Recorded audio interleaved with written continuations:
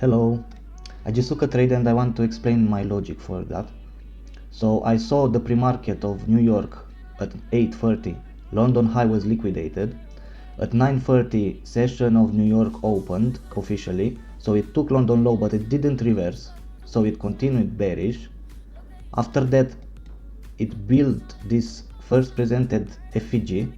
I used that as an entry and I was searching for some liquidity, and I just saw this level of strong internal liquidity, this one, and that could be a target for me. But because I don't need that much distance, because I'm a one-to-one, usually one-to-one trader, I just took a trade and I exit here. That was enough for me.